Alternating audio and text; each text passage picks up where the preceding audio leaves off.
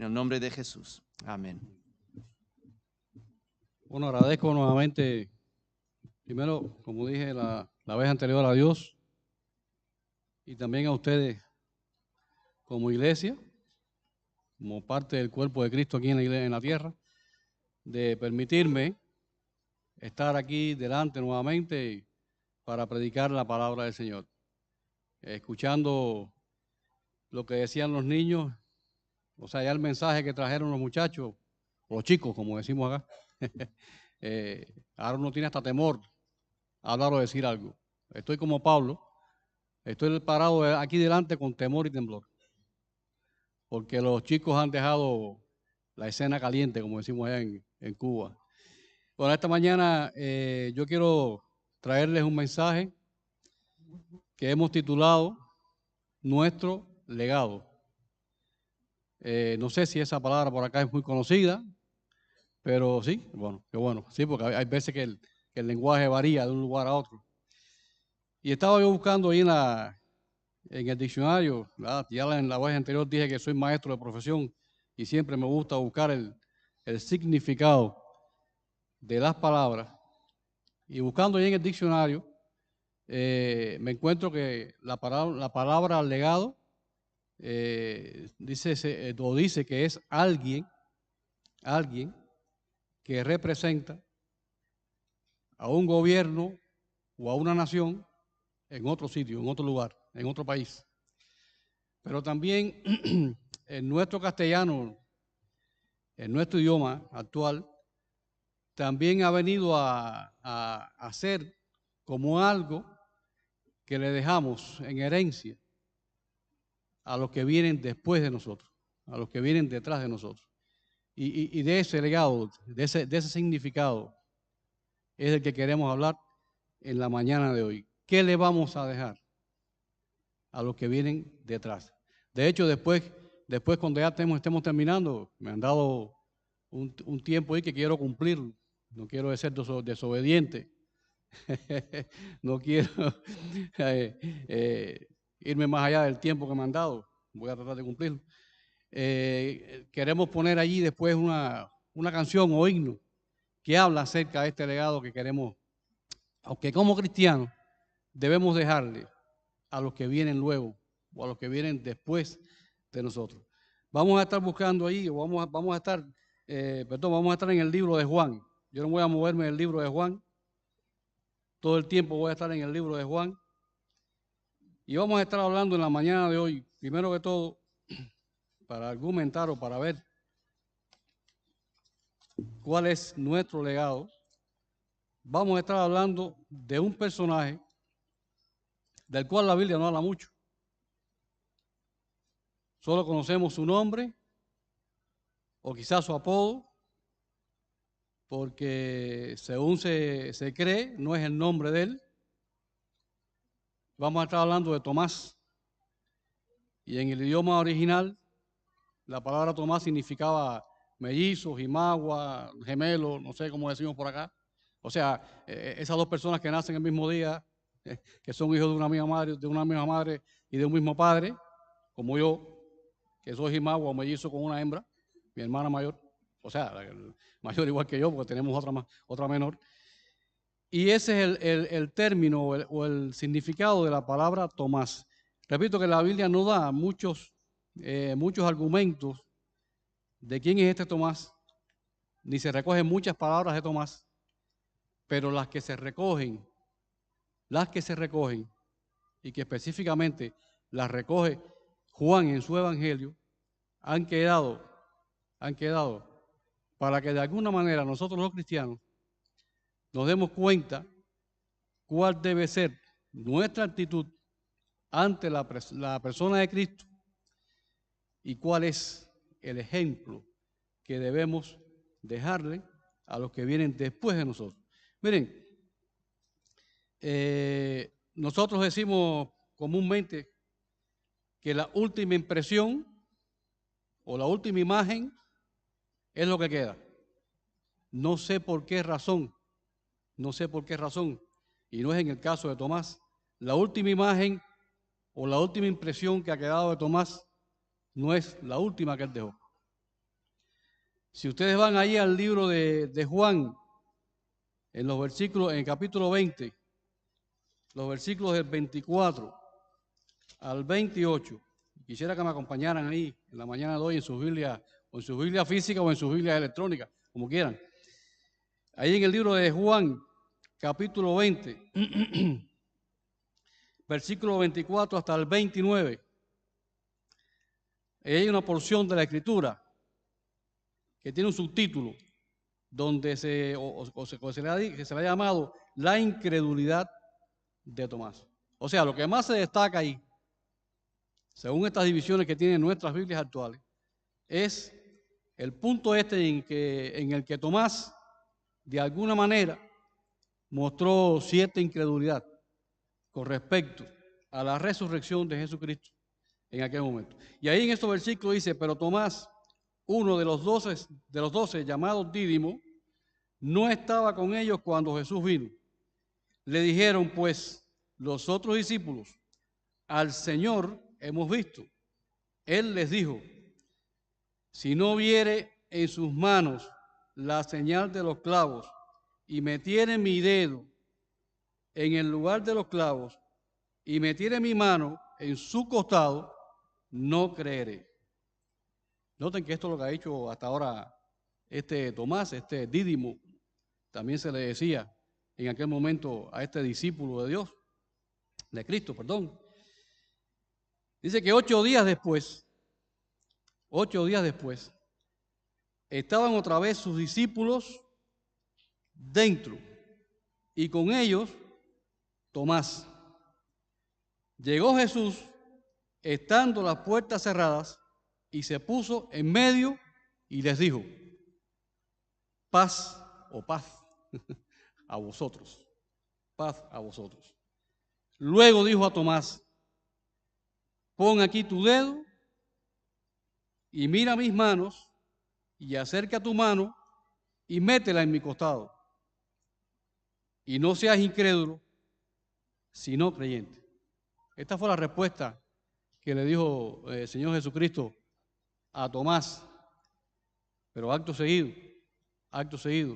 Tomás dijo, y esta es la que debe ser la última imagen, la última impresión que nos debe quedar a nosotros grabada en nuestras mentes de este discípulo de Dios. Dice que Tomás entonces respondió, Señor mío y Dios mío. Señor mío y Dios mío. Bueno, ahí también Jesús le dijo, bueno, Tomás le dijo, porque me has visto, Tomás, creíste, bienaventurados los que no vieron, los que no vieron, perdón, y creyeron. De manera, mis hermanos, que cuando usted lee este capítulo, esta porción de este capítulo 20 del libro de Juan, usted tiene que tomar posición. O soy incrédulo, o Tomás era incrédulo, o Tomás quería algunas pruebas, o Tomás realmente era creyente. Vamos a hacer un análisis, vamos a ver brevemente la historia de Tomás. Fíjense, repito que es Juan el único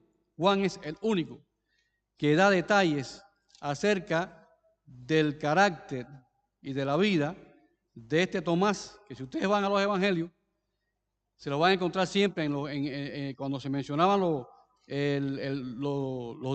discípulos de Jesús, siempre van a encontrar el nombre de Tomás ahí al lado de alguno de ellos, al lado de Tomás, al lado de Felipe, en los evangelios, ¿verdad?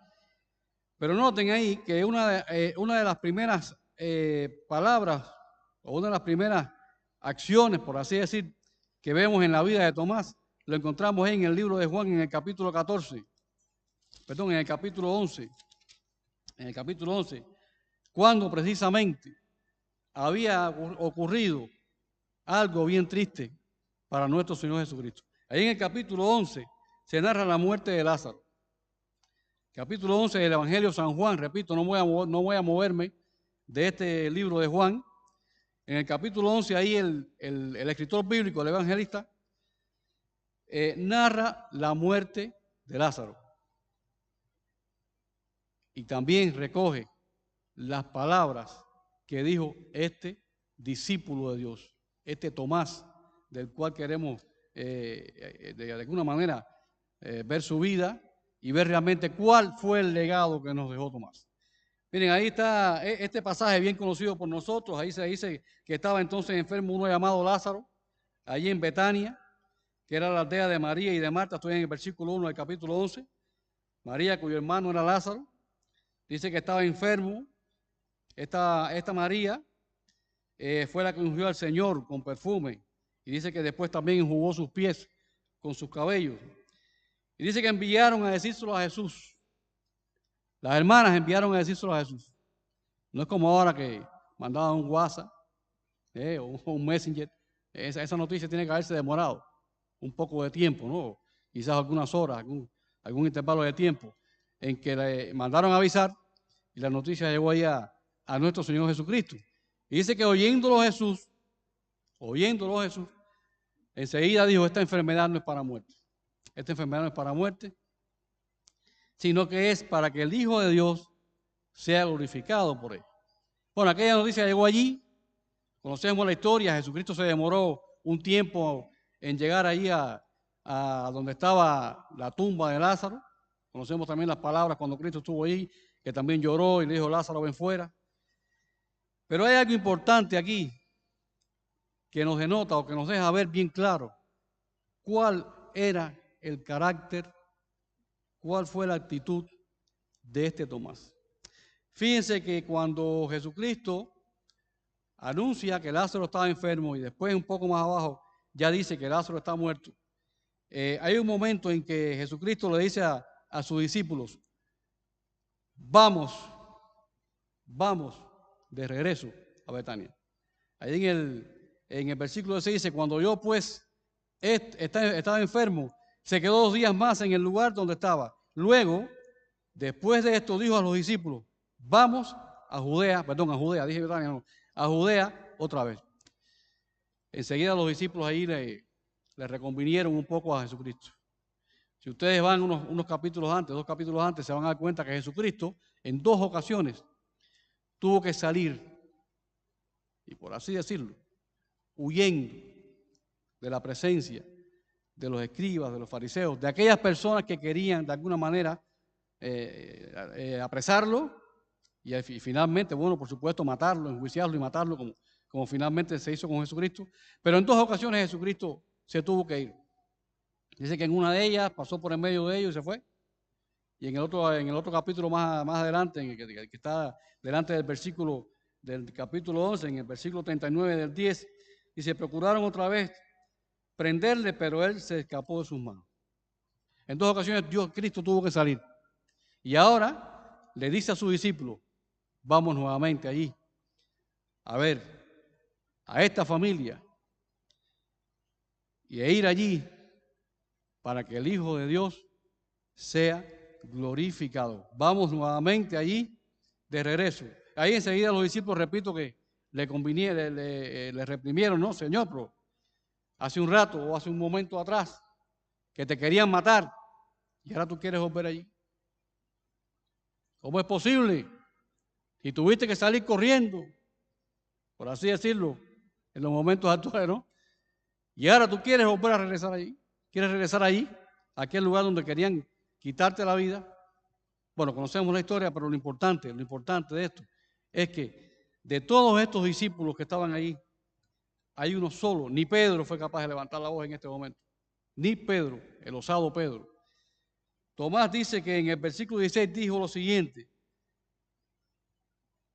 vamos también nosotros para que muramos con él. O sea que miren, aquí Juan nos está diciendo ya, nos va diciendo de alguna manera cuál era el carácter de este Tomás.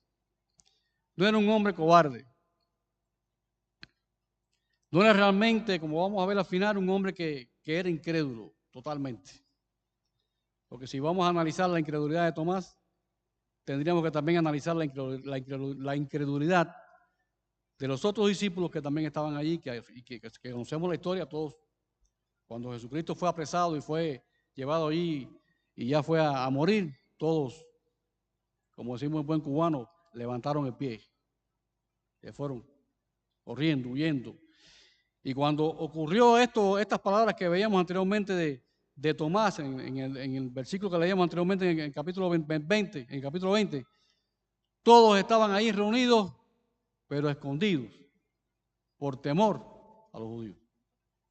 Y ahora este Tomás, en este momento que Jesucristo decide regresar, le dice, vamos también nosotros para que muramos por él. O sea que aquí nos está diciendo Juan que este Tomás, lo primero que vemos allí en su carácter es que era una persona que era leal, que era valiente y que estaba decidida, dispuesta a morir por el Señor.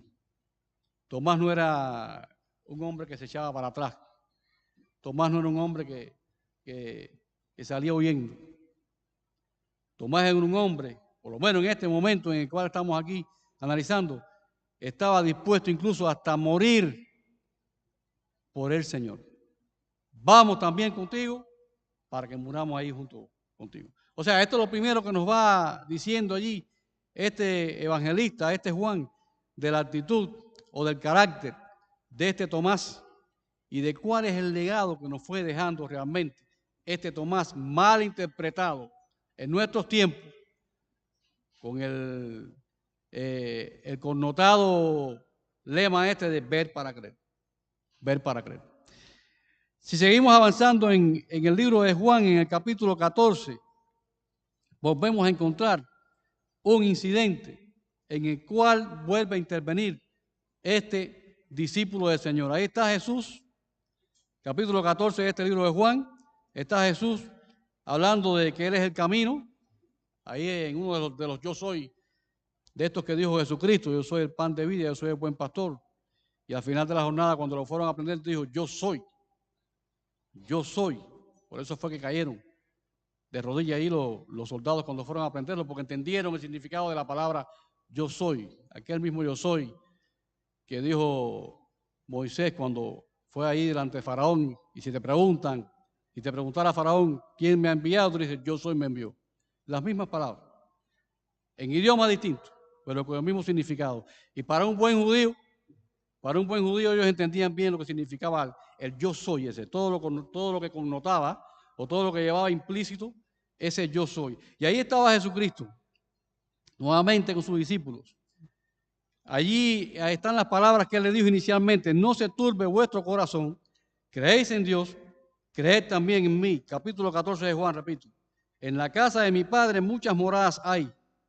Si así no fuera, yo os lo hubiera dicho. Voy pues a preparar lugar para vosotros.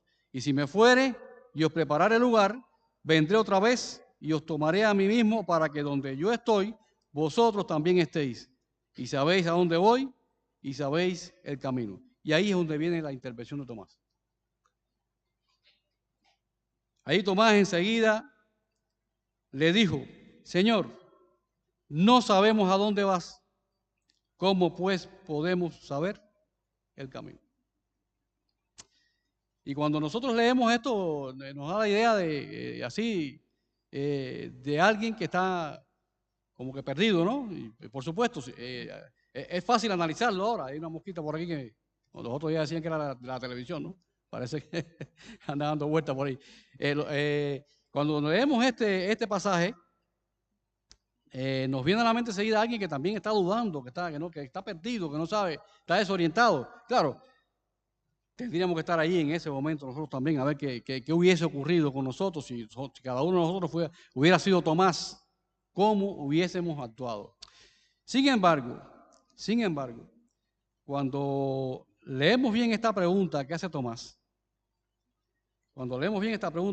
aquí, estamos viendo a una persona que pregunta porque quiere aclaraciones.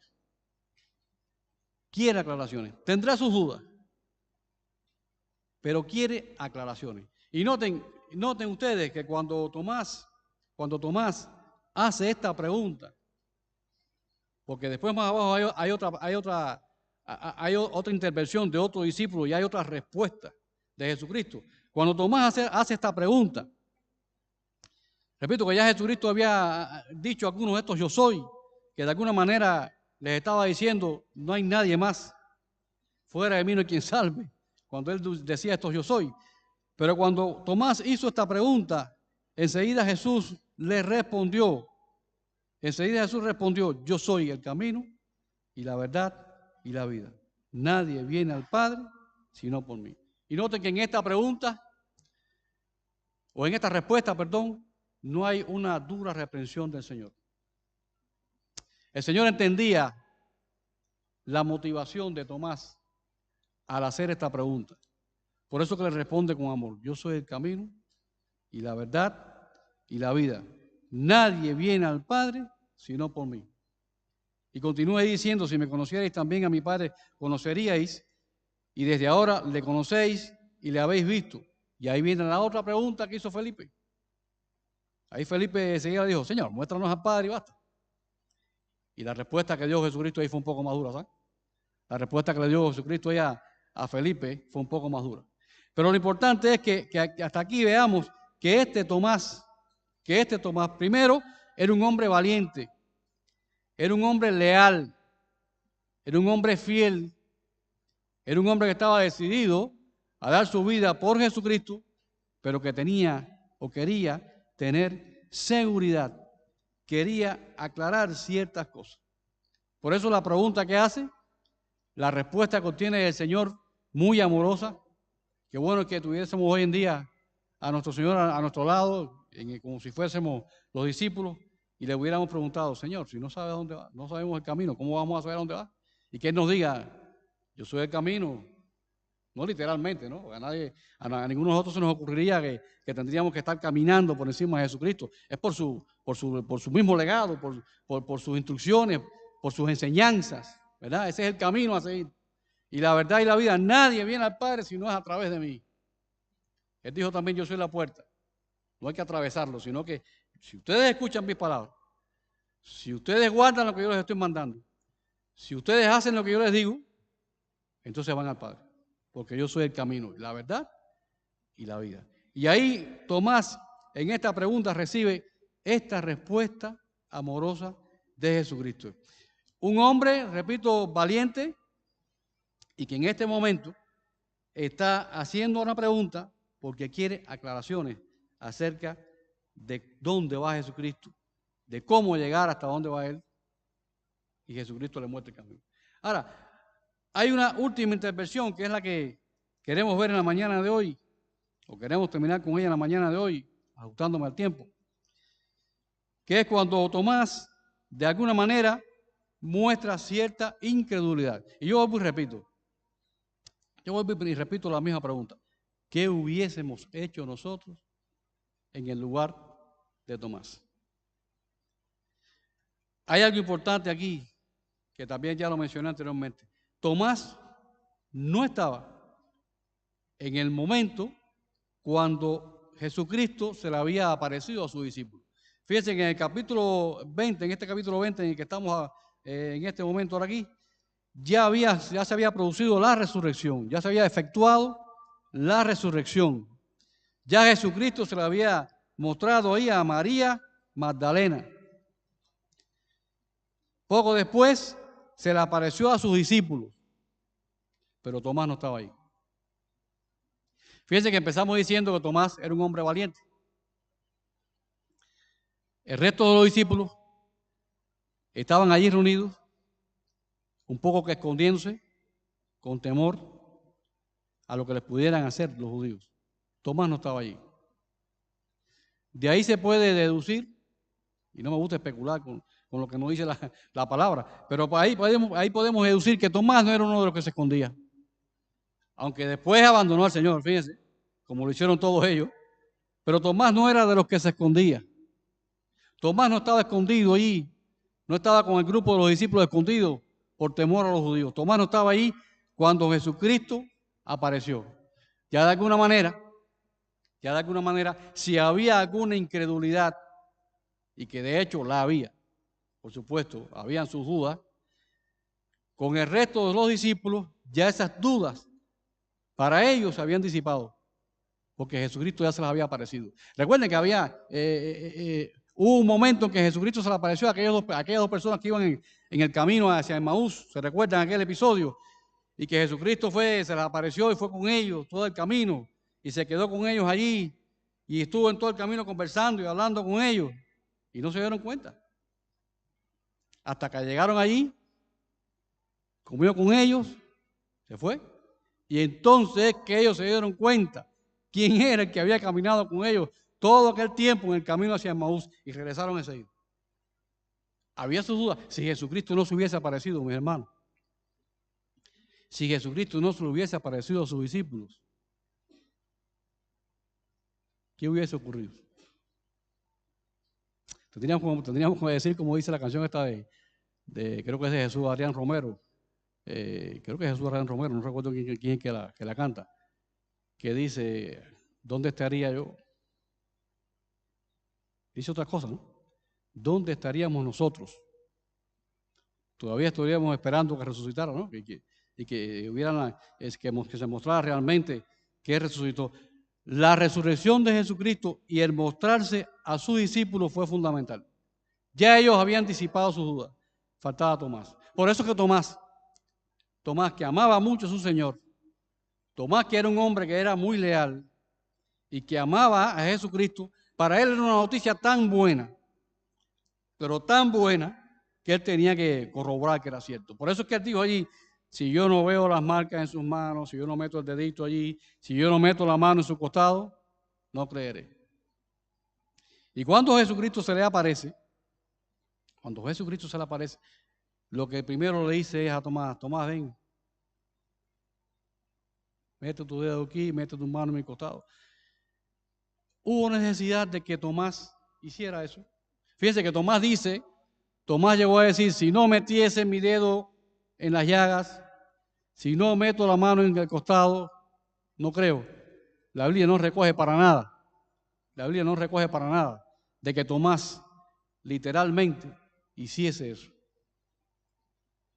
Por eso es que decía que la última impresión de Tomás debía ser lo que dice ahora en este momento. Y Juan de alguna manera ha recogido esto para que veamos la declaración más grande de fe que ninguno de los discípulos fue capaz de decir. Porque cuando Tomás vio a Jesucristo allí, y Cristo le dijo las cosas que le dijo a Tomás, lo único que hizo Tomás fue decir, Señor mío y Dios mío. Señor mío y Dios mío. Señor nuestro y Dios nuestro. Para nosotros y para los que están ahí arriba también, ¿no? Los jóvenes que están ahí arriba. Señor nuestro y Dios nuestro. Y este es el legado, mis hermanos. Este es el legado que de alguna manera Tomás nos ha dejado a nosotros. Nosotros no tuvimos que ver para creer. Fíjense que más adelante Jesucristo le dice a Tomás, bienaventurados los que no vieron y creyeron. ¿Ustedes saben quiénes son esos? Nosotros. O sea, nosotros los que estamos aquí hoy, los que están ahí en 4C, los que están, no sé, donde quiera que estén reunidos, y los que han venido después de que Jesucristo ascendió, que no lo vieron. Somos bienaventurados porque no hemos visto y hemos creído. Pero Tomás aquí hizo la declaración de fe más grande que se pueda recoger en toda la Escritura. Señor mío y Dios mío. La pregunta de nosotros, o la pregunta mía en esta mañana, yo haría dos preguntas, ¿no? Ya la hice anteriormente una, ¿qué hubiéramos hecho nosotros? Pero la pregunta que realmente me interesa hacerles a ustedes y a mí también en esta mañana, ¿cuál será el legado?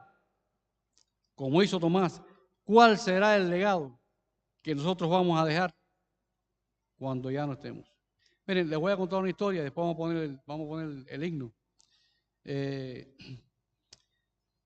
O un testimonio de nosotros allá en Cuba, en los años 60. En los años 60 en Cuba hubo una gran represión contra las iglesias. Los pastores todos fueron llevados presos. Ubíquense, en principio de la revolución, años 62 por allá, 63. Los pastores todos fueron llevados presos. Los seminaristas fueron llevados presos, de cualquier denominación. Llámense bautistas, pentecostales, metodistas, las denominaciones que existían en aquel momento en Cuba. Todos fueron llevados presos, los montaron en un tren no como los Renfe estos que ustedes cogen aquí en España, que tienen su aire acondicionado y sus asienticos bastante cómodos, ¿no? Un tren cerrado, que no podían ver para ningún lado, de modo tal que cuando llegaron ellos al lugar que llegaron no sabían dónde estaban, y estaban en Cuba, pero no sabían dónde estaban. Las iglesias se quedaron prácticamente vacías, porque muchos cogieron temor. Después algunos regresaron, pero muchos cogieron temor. Pero siempre hubo un remanente que quedó allí en las iglesias, las esposas de los pastores, algunos miembros que quedaron allí en las iglesias, y fueron los encargados de llevar hacia adelante la obra misionera en Cuba, junto con alguna ayuda que nos dieron también nuestros hermanos del norte, ¿no? Los norteamericanos, que también nos apoyaron mucho en el evangelismo. Pero hubo una cosa fundamental, hubo algo fundamental, además de que está escrito en la Escritura, está escrito en la Biblia, de que cuando Cristo dijo, le dijo a Pedro, y te digo a ti que tú eres Pedro, y sobre esta roca edificaré mi iglesia, y las puertas del Hades no prevalecerán ante ella. O sea, está escrito, ¿verdad? El Hades, el infierno, no va a prevalecer delante de la iglesia. Podrá desaparecer alguna iglesia. Y de hecho, pues es posible que haya en ese tiempo en alguna de las iglesias en Cuba se haya cerrado y haya desaparecido. Pero la iglesia universal, el conjunto de creyentes, no va a desaparecer. Y si en Cuba no desapareció la iglesia cristiana, basada en esa promesa también de Jesucristo, ¿verdad? Pero en gran medida fue por la fidelidad de aquellos pastores, de aquellos misioneros que se mantuvieron firmes en sus ideas, porque el objetivo era que ellos claudicaran. Fíjense, ellos fueron llevados a unidades militares de apoyo a la producción, donde llevaron lumpens, delincuentes, homosexuales, y bueno, todo un nivel de bien bajo en la sociedad, y allí, en ese grupo, llevaron a los cristianos. Pero se mantuvieron firmes, se mantuvieron fieles. Y los que quedaron en las iglesias se mantuvieron firmes y fieles. Y eso hizo posible que la iglesia en Cuba hoy en día esté tan floreciente como está. Y miren que nos hemos ido cristianos hoy. Hoy hemos presentado dos más ahí. Aquel muchacho yo lo vi así chiquitico, mira el tamaño que tiene ya. Miren que se han ido cristianos y las iglesias están llenas. Y se siguen llenando. Y se van y entran más cristianos. Pero por su fidelidad, por la fidelidad de los que permanecieron en aquel tiempo, la iglesia en Cuba permaneció. Este Tomás, del cual hemos hablado en la mañana de hoy, nos dejó un legado, ¿sí? No la incredulidad, no, nos dejó como legado su fidelidad, su amor por Cristo, ¿verdad? Y la confesión de fe más grande que se ha recogido en la historia del cristianismo. Señor mío y Dios mío. Vamos a proyectarles un momentico ahí una canción o un himno que habla acerca de esto que hemos hablado, ¿no? De la fidelidad y del legado que como cristianos debemos transmitirle a los que vienen después de nosotros. ¿Voy a sentarme aquí?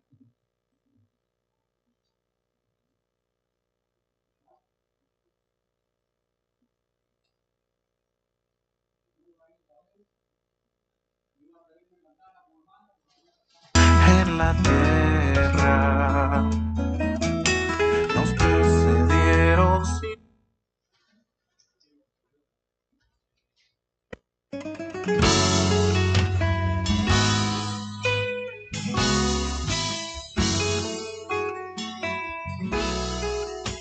hoy somos peregrinos en la tierra. Nos precedieron siervos de valor. Guiaron a los fieles, calmaron los cansados. Sus vidas son un testimonio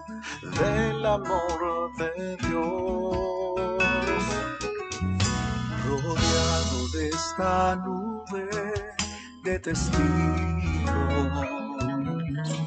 Correremos no tan solo por triunfar. De los que nos precedieron, dejaremos el legado, la herencia de una fe leal, vivida en plenitud. Que los que vienen detrás nos hallen fieles, y la luz de nuestra fe les guíe aquí. Nuestras huellas al dejar ayuden su fe, en nuestras vidas les inspiren a seguir. Que los que vienen detrás nos hallen fieles.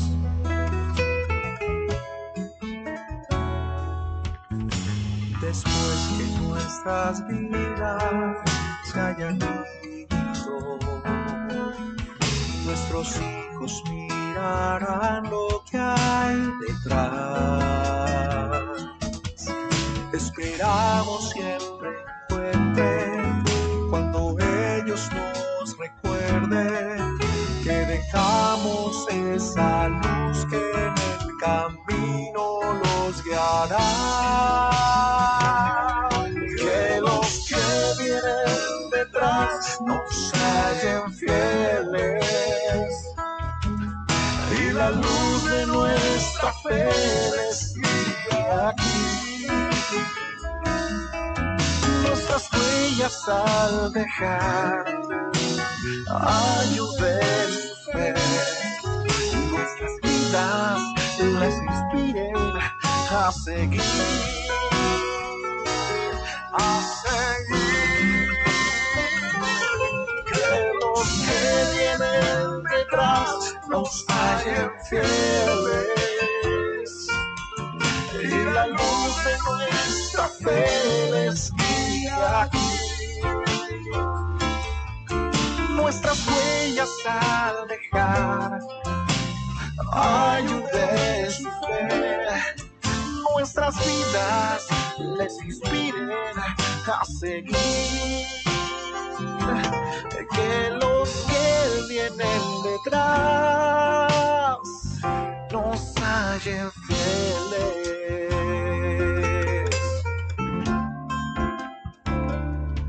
Que los que vienen detrás.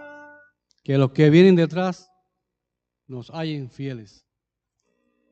Cuando usted lee la historia, usted lee la Biblia y lee la historia de todas estas personas que escribieron los libros, cada uno de los libros de la Biblia, de los hombres que también se habla en cada uno de los libros de la Biblia, estos grandes hombres de Dios, hay un rasgo común en todos ellos, que fueron fieles.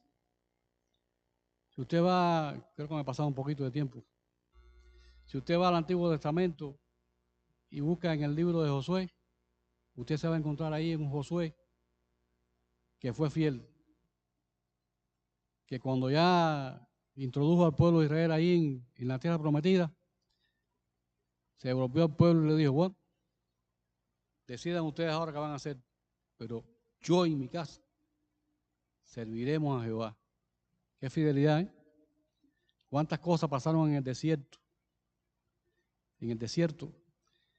Pero ahí encontrábamos también en el desierto a un Josué y a un Caleb que fueron capaces de dar un informe real, no ficticio como los demás, que por temor dijeron: son tantos y son con no sé qué y no vamos a poder con ellos. Pero lo que dijeron Josué y Caleb sirvió de testimonio, porque ellos confiaron en Jehová. Por eso que Josué pudo decir: yo y mi casa serviremos a Jehová. Moisés, un hombre fiel. Y así, si ustedes van leyendo ahí, los mismos jóvenes hebreos, aquellos, Daniel y aquellos 3 jóvenes hebreos fueron fieles no se contaminaron con la comida de Faraón, prefirieron comer legumbres a hartarse o hartarse con aquellas comidas, aquellos banquetes que hacían de continuo en la corte de Faraón. Los discípulos fueron fieles, aunque en un momento determinado tuvieron temor, pero fueron fieles. ¿Quién de nosotros nos ha tenido temor en un momento determinado para testificar o para hacer algo? Pero lo importante es que nos demos cuenta que somos cristianos, que somos hijos de Dios, que tenemos un mandato, que tenemos un legado que nos han dejado estos mismos escritores y que tenemos que llevarlo hacia adelante. Que los que vienen detrás, en mi caso mis hijas, espero que ya me hayan encontrado fiel. Yo, mis padres, los encontré fieles. Mi padre ya está en la presencia del Señor, fue fiel. Mi madre todavía es fiel. A los que van a ustedes a predicarle, o nosotros como iglesia en estos días allí en Camarma o en cualquier pueblo que vayamos a predicarle, si no somos fieles y no les demostramos que somos fieles, es difícil que sigan el camino que le estamos indicando. Porque el testimonio es fundamental. Mi hermano, nuestra fidelidad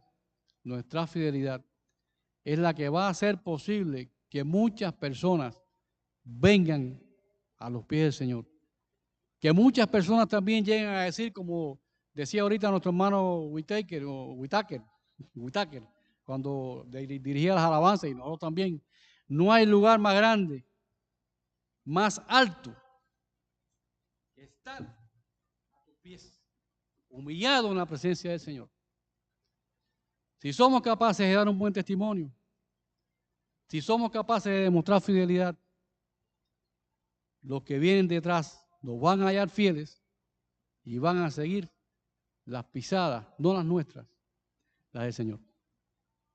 Las pisadas del Señor. Que Dios nos bendiga esta mañana, mis hermanos, y es mi oración, ¿no? Que todos nosotros como iglesia, cada uno personal, pero todos como iglesia, seamos hallados fieles. La fidelidad es fundamental, que tengamos un buen testimonio, como dice Pablo ahí en el caso de los pastores, para con los de afuera, porque para con nosotros tenemos un buen testimonio, ¿no? Para con los de afuera, para que podamos de alguna manera, llevando la palabra del Señor, convencerlos, que el que convence es Cristo, ¿no? El Espíritu Santo. Vamos a orar y darle gracias al Señor por este tiempo tan maravilloso en el cual hemos podido compartir su palabra. Señor, te agradecemos este día que tú dices en tu palabra que tú creaste, este día en que tu iglesia, Padre, se reúne para alabarte.